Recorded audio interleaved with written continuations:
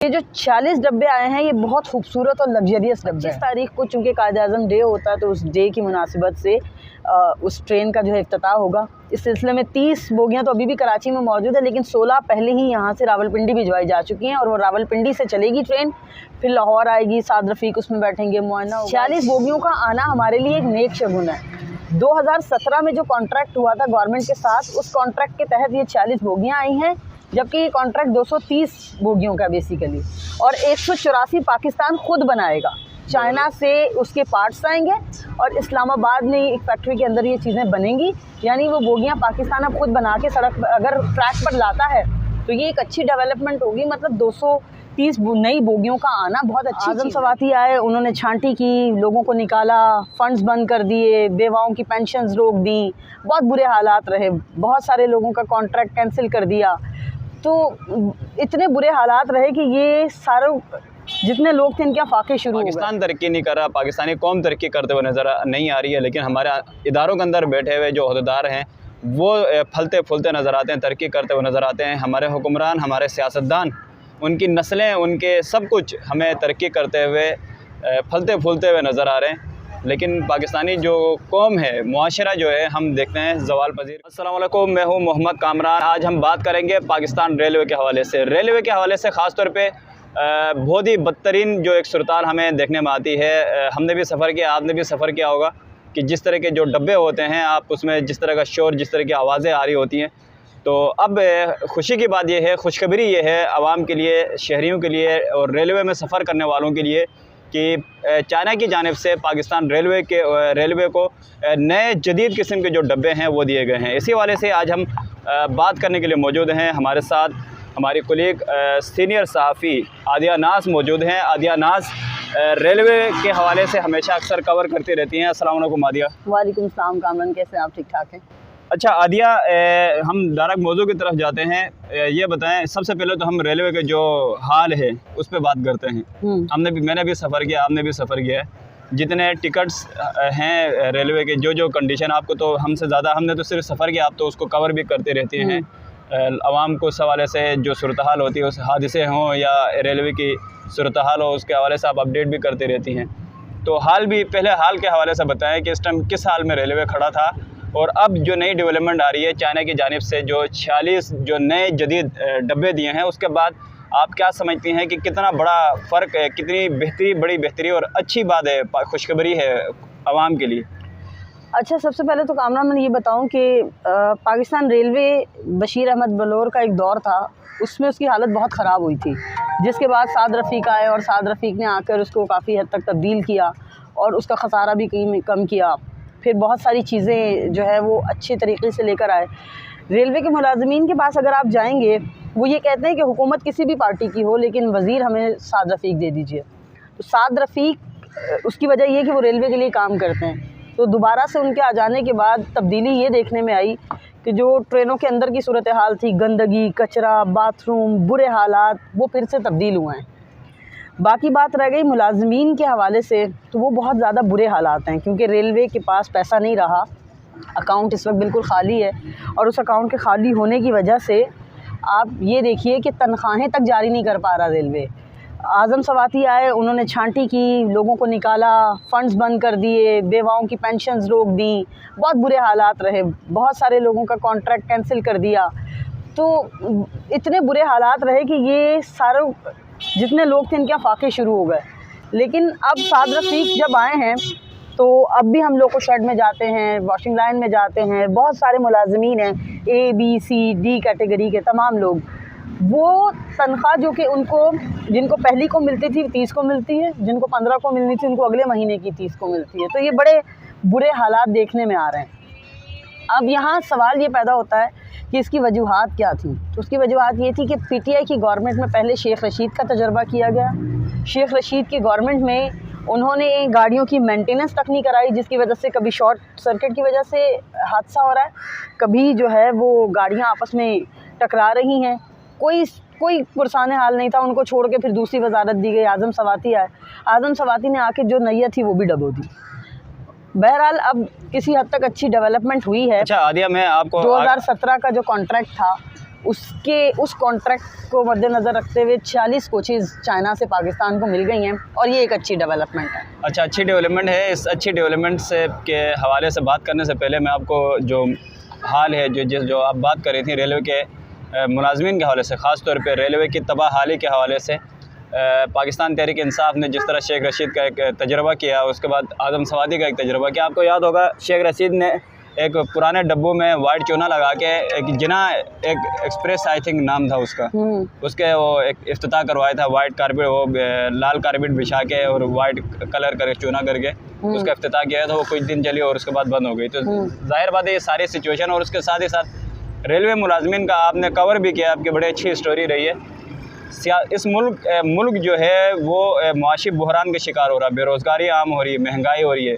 लेकिन आप दूसरी तरफ देखें, सियासतदान, हुक्मरान, उनकी अपनी ज़ाती ज़िंदगी और उनके अपने जो है ख़ानदान जो का साइज़ और तरक्की आप देख रहे हैं कि पूरी दुनिया भर में उनके जो हैं बड़े अच्छे लेवल में उनकी तरक्की नज़र आ रही है। इदारों में बैठे जो जितने भी इदारे हैं हमारे, उसमें बैठे हुए आला जो अहदेदारान जितने भी होते हैं, उनकी तरक्की नज़र आती है, मुल्क डूब रहा होता है। तो इस हवाले से थोड़ा सा मैं चाहूँगा आप मज़ीद बात करें, जो आपने स्टोरी की रेलवे मुलाजमीन के हवाले से, ये कितना बड़ा मतलब गैप आ रहा है। हमारी एक एलीट कला हुक्मरान जो इन्हीं आवाम के लिए आते हैं और जो एक तरफ रेलवे मुलाजमीन है जो फाका कशी के शिकार है, इस पर थोड़ा सा मज़ीद आप बात।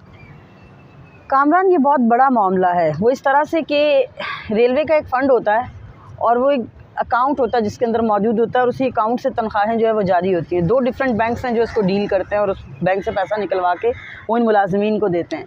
लेकिन यहाँ सूरत हाल ये है कि अब उस अकाउंट को ज़ीरो कह सकते हैं आप, उसमें बिल्कुल अमाउंट नहीं है, ख़त्म हो गई।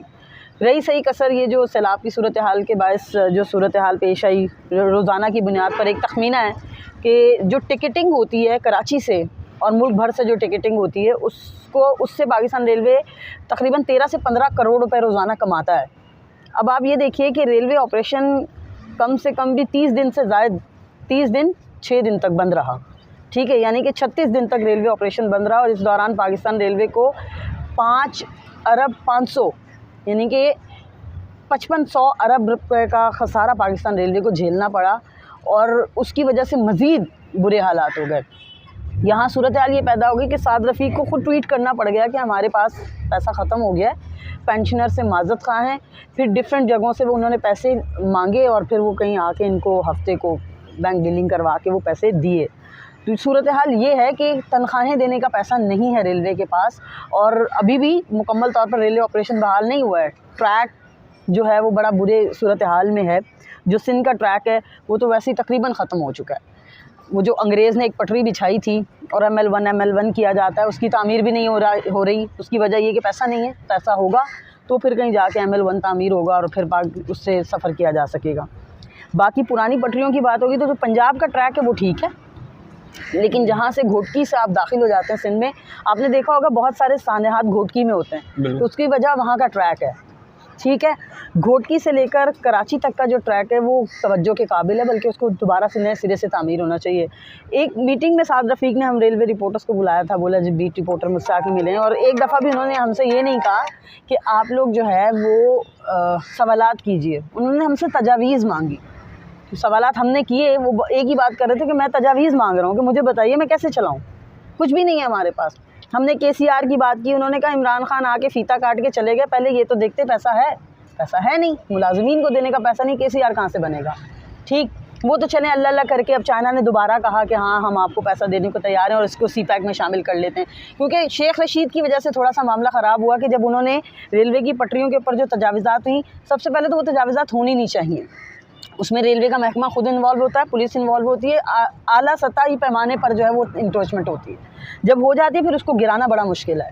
आप कहाँ से पूरी बस्ती गिराएंगे तो उसमें से आपकी ट्रेन निकालेंगे, पटरी बनाएंगे, सवाल ही पैदा नहीं होता। कितना आप कर सकते हैं। शेख रशीद की जानिब से पता हुआ ये कि ऑपरेशन किया गया, लोगों को मारा गया, वो खबर चाइना तक गई, चाइना नाराज़ हुआ कि हम ये कभी भी नहीं चाहेंगे कि आप लोगों को मारें और फिर उसके बाद उसको तामीर करें। उन्होंने CPEC से निकाल दिया सब। लेकिन अब चलें दोबारा साद रफ़ीक आए, तमाम मामलात हुए तो उन्होंने उनको अलाउ कर दिया कि चलें जी आप KCR बनेगा। जैसे लाहौर में आपने देखा होगा ऑरेंज लाइन है, वो ऊपर से चल रही है, तो वो बिल्कुल जदीद टाइप की होगी और उसके लिए अप्रूवमेंट भी हो गई है, बाकायदा नक्शा भी बन गया है। और ये सारी जो दूसरी ट्रांसपोर्ट है वो उसी से लिंक होगी। तो ये कि आइंदा आने वाले दिनों में यानी कि 2030 तक बेहतरी देखने में आएगी। चलें, ये एक बड़ी खुशखबरी है, ये भी एक बड़ी अच्छी डेवलपमेंट हमें नज़र आ रही है। लेकिन ये कितने अफसोस और शर्म की बात है बहैसियत पाकिस्तानी कौम और हमारे जो हुक्मरान हैं उनके लिए कि चाइना को ये एहसास हुआ, चाइना ने इस बात को महसूस किया कि आप लोगों को ना मारें और इसका मुतबादिल हल निकाल के दिया। लेकिन हमारे जो हुक्मरान हैं बड़े इंसाफ का बोलबाला और आवाम के लिए जो आगे बात करने का जो एक ड्रामा एक ढोंग रचा। अच्छा आदिया, अब आगे इसके बात करते हैं। ये तो है हमारा हाल, इस पे बात करनी ज़रूरी थी। ज़ाहिर बात है हम जो भयानक हमारी जो कामरान, एक चीज़ यकीन करें, जब लोको शेड में आप मुलाजिमीन से मिलते हैं ना तो वो कहते हैं कि हम आज़म सवाती से कहा करते थे कि सर ये इंजन हमारे पास आया बनने के लिए, मेंटेन होने के लिए, इसका ये स्क्रू चाहिए। तो वहाँ से जवाब आता था दूसरे वाले इंजन का निकाल के लगा दें। यानी कि अप्रूवल नहीं दे रहे थे, अमाउंट नहीं दे रहे थे मेंटेनेंस की, तो वो बेचारे यहाँ से निकाल कह रहे हैं। अगर आप यकीन करें जिस तरह की मेंटेनेंस हमारे यहाँ हो रही है ना, आप अंदरूनी कहानी जान जाएं तो पाकिस्तान की ट्रेन पे सफ़र नहीं करेंगे। असल में आज़म सवाती साहब ने वही फार्मूला, कबाड़ी वाला फार्मूला इस्तेमाल किया। उन्होंने एक नट दूसरी जगह से निकाल के दूसरी जगह काम चलाओ। तो ये है हमारी बदकिस्मती, यही वो चीज़ें हैं जिसकी वजह से हम ज़वाल पजीर का शिकार हैं। अब इसके अंदर आदिया मुझे ये महसूस हो रहा है कि ये जो चाइना से जो डब्बे आए हैं, साद रफ़ीक के हवाले से, रेलवे के हवाले से उनका बड़ा एक पॉजिटिव उनका एक देखा जाता है, उनको तारीफ़ की जाती है। तो अब ये जो डब्बे आए हैं उसके कितनी बेहतरी है रेलवे के लिए, रेलवे पाकिस्तान रेलवे के लिए, इस इदारे के लिए कितना ये मुस्तकम होगा, बेहतरी आएगी। देखिए कामरान, जो पुराने डब्बे हैं हमारे पास, अगर आपने कभी अल्लामा इकबाल में सफ़र किया हो, मैंने क्योंकि मुख्तलिफ़ ट्रेन में सफ़र किया तो कंपैरिजन होता है। कराकरम में अगर आप सफ़र करेंगे तो उसका डब्बा डिफरेंट होगा, और अगर आप अल्लामा इकबाल में सफ़र करेंगे तो उसका डब्बा डिफरेंट होगा। अल्लामा इकबाल चूँकि लोकल ट्रेन है तो उसकी स्पेस कम होगी सीट की। कराकरम चूँकि एक अच्छी ट्रेन है तो उसकी सीट डिफरेंट होगी, आपको खुली मिलेगी ज़रा। लेकिन सूरत हाल यहाँ तक हो चुकी है कि अब कराकरम के वो डब्बे भी सही नहीं रहे मेंटेनेंस ना होने की वजह से।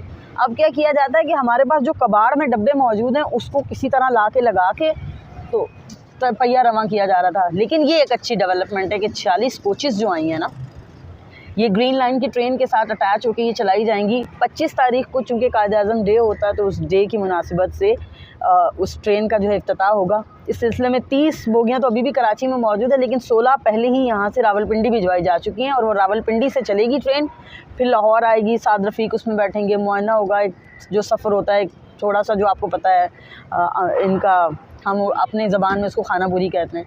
वज़ीर आएंगे, बैठेंगे, इफ्तिताह होगा, फिर ट्रेन जो है वो कराची आएगी। तो कराची से भी फिर बाद में यहाँ से ग्रीन लाइन रवाना की जाएगी। तो ये जो 40 डब्बे आए हैं ये बहुत खूबसूरत और लग्जरियस डब्बे हैं, क्योंकि इनका सर्किट जो है ना वो अलग है, बिल्कुल बिल्कुल हट के। अमूमन हम ये देखते हैं कि अगर आप आम लोकल डब्बे में दाखिल हो गए तो आपको सर्किट बिल्कुल गेट से अंदर दाखिल होते राइट साइड पे मिलेगा। कभी उसका ढक्कन होता है, कभी उधर जो है ना वो उन्होंने लगा दिया होता है, क्या कहते हैं उसको, ढक्कन होता है, और कभी तारें नंगी होती हैं। तो इस दफ़ा वो बिल्कुल ही अलग सिस्टम कर दिया है। डब्बे के अंदर पैक होगा, ना सिर्फ ये एक बंदा अंदर बैठा हुआ होगा, वो तमाम सिस्टम को देख रहा होगा। किचन अलग है, हर चीज़ बहुत अच्छी है, वॉशरूम बहुत खूबसूरत हैं, सीट्स बहुत अच्छी हैं, आरामदेह सीट्स हैं। वो जो रेलवे का एक होता था सख्त सा कवर, वो नहीं है इस दफ़ा, बल्कि गद्दे हैं, बिल्कुल बहुत अच्छे हैं। हर सीट के साथ एक सॉकेट लगाया हुआ है, ऐसा भी नहीं है कि एक डब्बे के अंदर या एक कंपार्टमेंट के अंदर एक सॉकेट है। हर सीट के साथ आपका ये बर्थ है तो उसके साथ सॉकेट है, बीच वाला है तो उसके साथ सॉकेट है, ऊपर वाला तो उसके साथ है। तो ये बड़ी लग्जरियस चीज़ें आई हैं हमारे लिए। अब देखें बहैसियत कौम हमारा क्या फ़र्ज़ बनता है। मैंने ये भी देखा कि अगर कोई सहूलत हमें मिल जाती है ना, हम उसका इस्तेमाल गलत करना शुरू हो जाते हैं। अब उस दिन मैं गई हूँ सफ़र उस ट्रेन के बोगियों को कवर करने के लिए। आप यकीन करें खूबसूरत रंग की नई बोगियाँ और बाहर पान की पीक, ऊपर पान की पीक मारी हुई है। तो ये अब ज़ाहिर रेलवे के लोगों ने या महकमे ने या फिर आला सतही तौर पर तो ये सब नहीं होता, हम खुद करते हैं, हम खुद उसके ज़िम्मेदार होते हैं। तो ये हमारे लोगों की ज़िम्मेदारी होनी चाहिए कि जब हमें कोई चीज़ मिलती है तो हम जितना, देखिए मेरे पास एक मोबाइल है, मैं इसकी जितनी मेंटेनेंस रखूँगी, मैं इसको जितने ज़्यादा इसकी केयर करूँगी वो उतना ज़्यादा चलेगा। और मैं इसको बिल्कुल ही लावारिस समझ के छोड़ दूँगी और ख़ुद इसकी तोड़ फोड़ करूँगी तो फिर वो ज़ाहिर है वो चीज़ें ख़राब होंगी। 46 बोगियों का आना हमारे लिए एक नेक शगुन है। 2017 में जो कॉन्ट्रैक्ट हुआ था गवर्नमेंट के साथ, उस कॉन्ट्रैक्ट के तहत ये 40 बोगियाँ आई हैं, जबकि ये कॉन्ट्रैक्ट 230 बोगियों का बेसिकली, और 184 पाकिस्तान खुद बनाएगा। चाइना से उसके पार्ट्स आएंगे और इस्लामाबाद में एक फैक्ट्री के अंदर ये चीज़ें बनेंगी। यानी वो बोगियाँ पाकिस्तान अब खुद बना के सड़क अगर ट्रैक पर लाता है तो ये एक अच्छी डेवलपमेंट होगी। मतलब 230 नई बोगियों का आना बहुत अच्छी चीज़ है। ये रेलवे के उसमें माशी तौर पे उसको बेहतरी में कितना ये मददगार साबित होगा, ये थोड़ा सा मुख्तसर बताइए। देखिए, ग्रीन लाइन जब पहले चल रही थी तो किराया उस वक्त भी उसका अच्छा खासा हैवी किराया था। अभी तक तो जो नई गाड़ी है या नए जो डब्बे हैं इनके किरायों का तयन नहीं हुआ है, कोई ऐसा फ़ैसला नहीं किया गया कि हम इसका कितना किराया लेंगे। लेकिन अगर ये इकॉनमी के तौर पर अगर आप बात करें तो इकॉनमी में वैसे ही 3000 रुपये पर सीट किराया चल रहा है, पर बर्थ और सीट। और जो अगर आप एसी में सफ़र करते हैं तो फिर अच्छा, इसका एसी बिज़नेस नहीं है, इसमें एसी बिज़नेस की जगह पॉलर वैन लगाई हुई है इन्होंने ना। एसी स्टैंडर्ड है जो कि हम देखते हैं अमूमन उसका किराया हो जाता है यही कोई 4,500-5 हज़ार तक। तो अभी तो किरायों का तयन करना है। एसी स्टैंडर्ड है, इकॉनमी है और पॉलर वैन है, तो फिर उस हिसाब से हो सकता है ये लोग इसको तय कर लें। बहुत शुक्रिया आदिया तफसीली गुफ्तगू इंफॉर्मेशन बताने का। यकीनन पाकिस्तानी हमारा ये जो कौम का जो रवैया है, जहाँ पे हम बात करते हैं हुक्मरानों के हवाले से, सियासतदानों के हवाले से, वो भी एक हकीकत है। पाकिस्तान तरक्की नहीं कर रहा, पाकिस्तानी कौम तरक्की करते हुए नज़र नहीं आ रही है, लेकिन हमारे इदारों के अंदर बैठे हुए जो अहदेदार हैं वो फलते फूलते नज़र आते हैं, तरक्की करते हुए नज़र आते हैं। हमारे हुक्मरान, हमारे सियासतदान, उनकी नस्लें, उनके सब कुछ हमें तरक्की करते हुए फलते फूलते हुए नज़र आ रहे हैं। लेकिन पाकिस्तानी जो कौम है, मुआशरा जो है, हम देखते हैं ज़वाल पज़ीर का शिकार है। और ज़वाल पज़ीर होने की वजह हमें नज़र आती है, जिस तरह आदिया ने बताया कि चाइना से अभी कुछ ही दिन हुए हैं 46 जो डब्बे हैं वो पाकिस्तान के एक कॉन्टेक्ट के तहत 2017 के उसके तहत यहाँ पहुँच चुके हैं। मज़ीद भी आने हैं। एक बड़ी खुशखबरी है पाकिस्तान रेलवे के लिए, पाकिस्तान के लिए, पाकिस्तान के अवाम के लिए बड़ी अच्छी बात है कि उनको एक सुकून और एक अच्छी एक सहूलत के साथ उनको सफ़र करने की सहूलियात उनको मैसर आ सकेंगे। लेकिन बदकिस्मती से उसमें पान की जो पीप है वो फेंक दी जाती हैं। और उम्मीद है कि 25 दिसंबर को इसका इफ्तिताह हो। और दुआ यही करते हैं, शहरियों से भी यही अपील है कि आप सफ़र करें और आपको जो सहूलियात आपको मिल रही हैं आप उससे ज़रूर मुस्तफ़ीद हों। लेकिन आप उस चीज़ का ख्याल रखें, पान के पीके ना फेंकें और गंदगी ना करें, और अगला दूसरा बंदा जब उसमें सफ़र करे तो उसके लिए मुश्किलात और परेशानी ना हो। और दुआ है कि पाकिस्तान तरक्की करे, पाकिस्तान रेलवे तरक्की करे, ताकि पाकिस्तान रेलवे के मुलाजमीन कि जो इस वक्त सूरत हाल है, हमने इसमें तफसीली बात नहीं कर सके। आदिया नास इस पे कई स्टोरीज़ कर चुके हैं। बहुत इंतहाई तकलीफ़दा उनकी जो है पाकिस्तान रेलवे मुलाजमीन की सूरत हाल है। और दुआ करते हैं, हम दुआ ही कर सकते हैं और बात कर सकते हैं, आवाज़ उठा सकते हैं कि पाकिस्तान का अच्छा हो, पाकिस्तान रेलवे का अच्छा हो, पाकिस्तान रेलवे के मुलाजमीन और पाकिस्तानी कौम के लिए आने वाला वक्त अच्छा साबित हो। बहुत शुक्रिया। मोहम्मद कामरान को इजाज़त दिएगा। एक नए वीडियो के साथ, एक नए मौजू के साथ फिर हाजिर होंगे।